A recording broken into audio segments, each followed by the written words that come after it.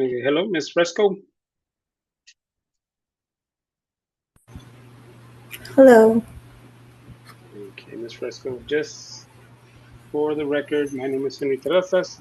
I'll be doing an observation in your classroom. Um, you are Ms. Fresco. Could you go ahead and introduce yourself and give me a little bit of background information? Elizabeth Fresco, Special Education Department Chair at Alexander High School and FLS teacher. Okay. In reviewing the paperwork that you provided, Ms. Fresco, I showed here a lesson plan on a book or a story called Princess and the Pea. This is through Teach Town, which is the alternative curriculum provided in your classroom. Is that correct? Yes. Okay. How does this curriculum address the TEKs that are required for the students in your class?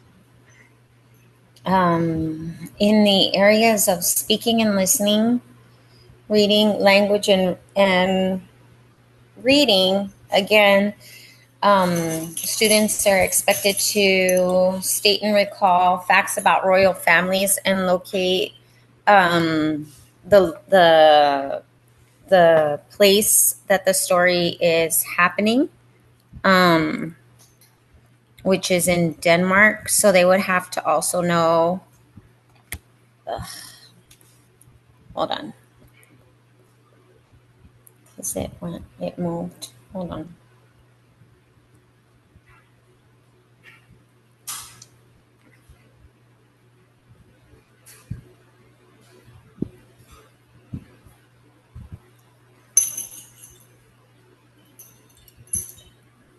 Okay.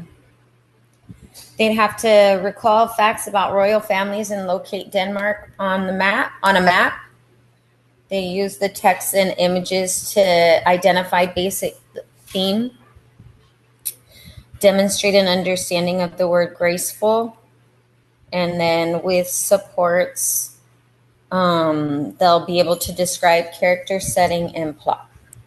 Okay. Now, as far as the integration of technology, how will you be integrating technology with the students in your class?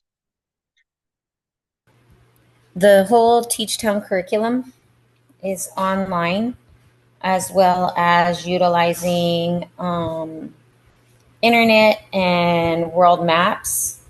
They can also listen to me while I read the book or the story Princess and the Pea or Princess and Pea.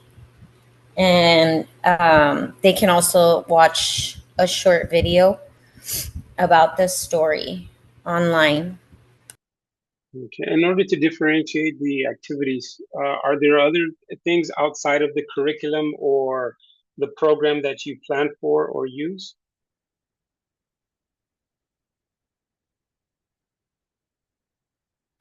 What do you mean?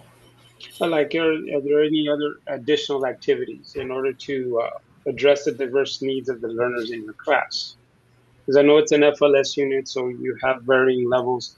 How would you address some of the specific needs for the other kids in your class?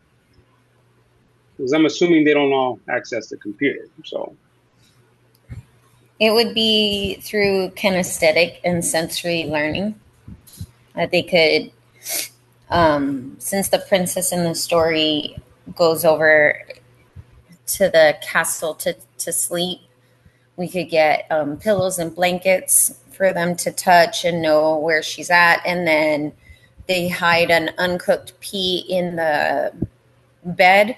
So we could hide a little marble or a ball and see if they could feel for something hiding under a sheet in the room. So kinesthetic or sensory. okay, very good. And I know you touched in other disciplines that you would be addressing, like I guess the foreign country. Are there other areas that you could address using this lesson in your class? We could obviously do the reading and language and character and setting, the sensory aspect of it, um, and then just the location of the story. Okay. And then structure and pacing. What would the structure and pacing of the lesson be like? Like what would your lesson cycle? If I were walking in, and what would the lesson cycle be that you would follow? Or how would Oh, the lesson start? How would you introduce the lesson, I should say?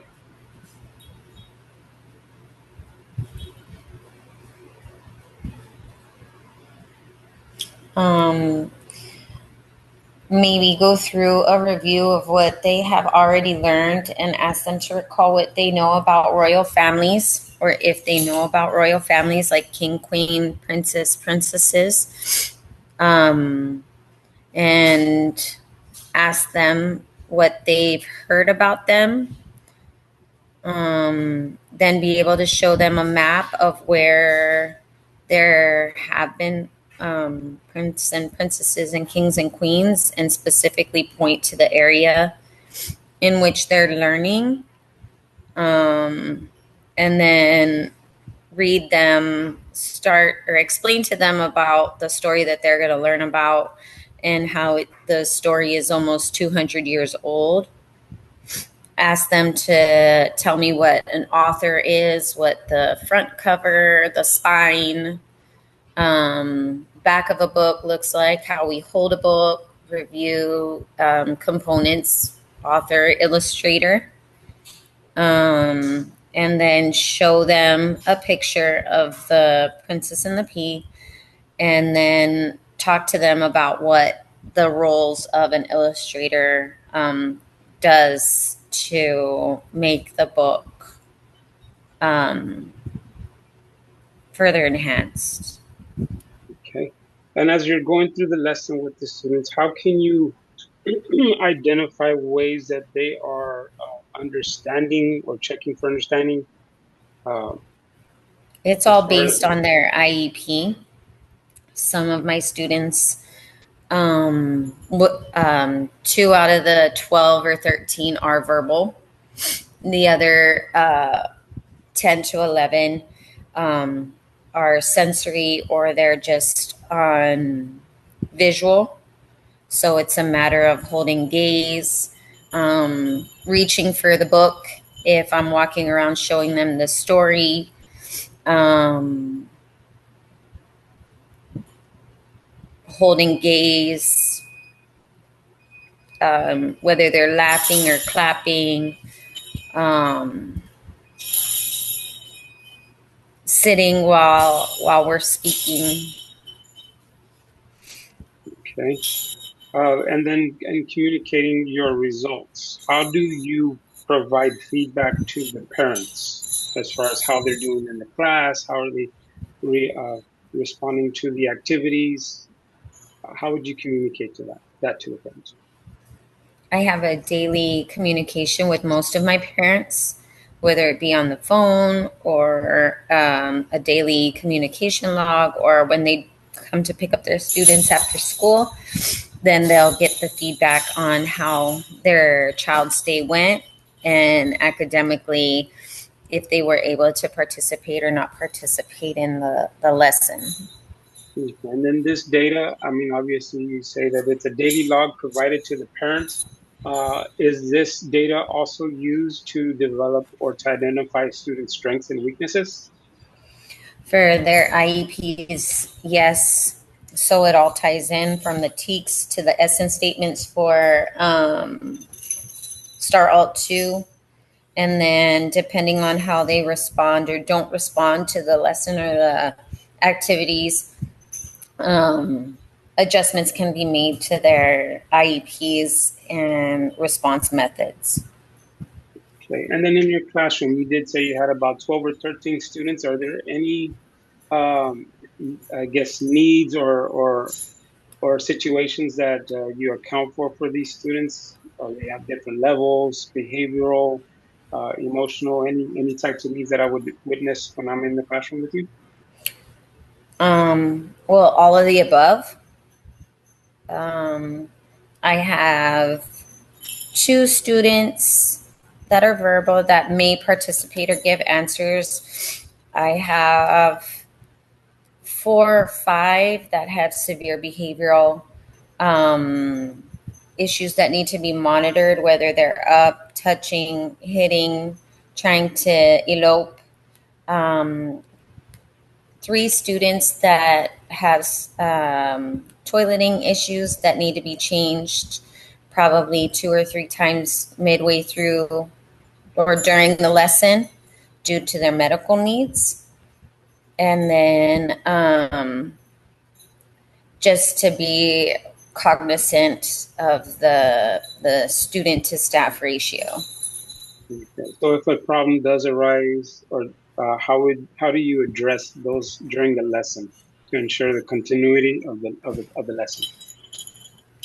If a problem like that does arise behaviorally, due to the fact that I do not have teacher assistants, more times than not, those issues have to become my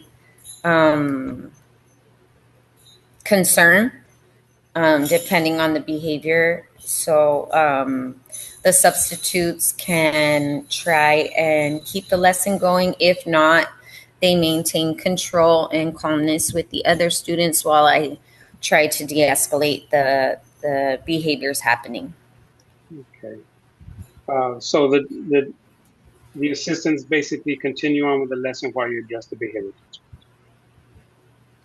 To the best of their ability, or they just make sure that the other students are safe and at least adhering to classroom expectations of sitting still, waiting for instruction, or I can always try and find a short little video to where they can kind of watch the story or listen to the story while I need to either address the student or change or do toileting. Okay. And do you have any, I guess, any activities that you might have set aside to address those students that are struggling in your classroom? Maybe they're So not understanding the information right away. So if some of the students are able to color or trace, whether it's the princess and the pea, and they can color trace the letter P, they can color a vegetable like the pea. The students that aren't able or need the full hand over hand assistance, where we're trying to make them more independent, I give them Play-Doh and a Play-Doh mat, and they can manipulate the Play-Doh into the letter P, or they can get a Play-Doh and roll it into a little ball like the little P. So some are able to write can write. The others do the more occupational therapy type work. The behavioral student, it might just be holding a princess doll or looking for like a little, like a Burger King crown that they can hold on, touch, wear. Okay. Okay. And do you look for opportunities for the students to elaborate or maybe apply what they've learned outside of the classroom? We do. Whether it be when we're going to the cafeteria or going to the library or going to pep rallies, we might see some of the seniors walking around with crowns, and they might be able to cross identify seeing the crown and how those seniors are considered like the upper level in the school. They may hear a story about a princess when we go to library time. They might even be able to identify different aspects of the national flag, like of Denmark, and note those colors throughout the campus so they can tie it into their daily life. Okay. And do you feel that at the level that you're at now, that the district would be like, do you feel that you're given enough opportunities to refine your knowledge and expertise in the use of this program or different teaching techniques? I feel as though the way that this program, the Teach Town, has been given to the teachers, I don't feel as though the department has been very supportive of it. They did give us trainings with it, but I don't feel as though any other subgroup within a school, whether it be AP Magnet, 504, or specific groups, not 504, but like history or English 3, they would be expected to change their entire curriculum 9 weeks into the school year. And that's what special ed gave us at this, like during this school year. We had to change everything that we had known for the last few years and start implementing it in the end of September, early October, as well as the change of paperwork and expectations in which no other curriculum has been affected other than us. So I think obviously you being a department chair, you're very strong in your area. Do you feel that maybe you're able to draw from your past experiences and knowledge in order to develop the lessons beyond the program that the lesson is based off of? I I feel as though if the topic is given, for example, like that we're using the Princess and the Pea, that it's something that we can use, but the actual Teach Town curriculum of it, for the needs of my students, might not be to the level. So then I have had to purchase out of my own monies things off of Teachers Pay Teachers. Continued to use some stuff that I had downloaded from the previous program of N2Y. And then 180 days of learning. I try my best to utilize programs that are scientific based.